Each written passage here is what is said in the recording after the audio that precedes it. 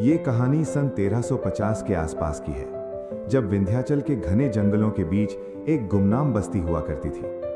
वहां एक मूर्तिकार रहता था, माधव। माधव राजाओं के लिए महल नहीं बनाता था, बल्कि उसे जुनून था पत्थर में जान फूंकने का। एक शाम जब सूरज की आखिरी किरणें बरगद के पत्तों से छनकर आ रही थी, माधव को जंगल के एक पुराने हिस्से में एक अजीबोगरीब काला पत्थर मिला। वो पत्थर इतना ठंडा था कि छूते ही उंगलियां सुन्न हो जाए। लोग कहते थे कि वो काले कोह का पत्थर है, जिस पर सदियों से किसी तांत्रिक का साया था।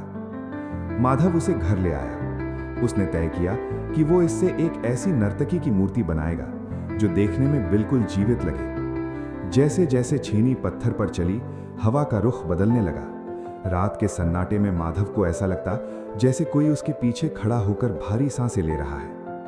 पहली रात घर के दिए अपने आप बुझने लगे। तीसरी रात छेनी की आवाज के साथ साथ किसी के घुंघरुओं की झनकार सुनाई देने लगी। सातवीं रात मूर्ति लगभग तैयार थी, लेकिन उसकी आंखें वे पत्थर की नहीं बल्कि इंसानी आंखों जैसी चमक रही थी।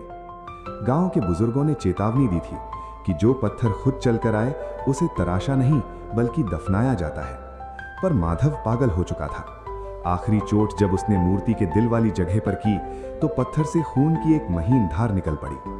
माधव चीख पड़ा। वो पीछे हटा, लेकिन उसके पैर वहीं जम गए। उसने देखा कि वो पत्थर की मूरत धीरे धीरे अपनी गर्दन उसकी तरफ घुमा रही थी। उस रात के बाद माधव के घर से फिर कभी छेनी की आवाज नहीं आई। आज भी उस इलाके के खंडहरों में अगर कोई आधी रात को जाए तो उसे पत्थर पर धातु के टकराने की आवाज सुनाई देती है। लोग कहते हैं कि माधव आज भी उसी काले पत्थर में कैद है, अपनी ही बनाई हुई मूरत को पूरा करने की कोशिश कर रहा है।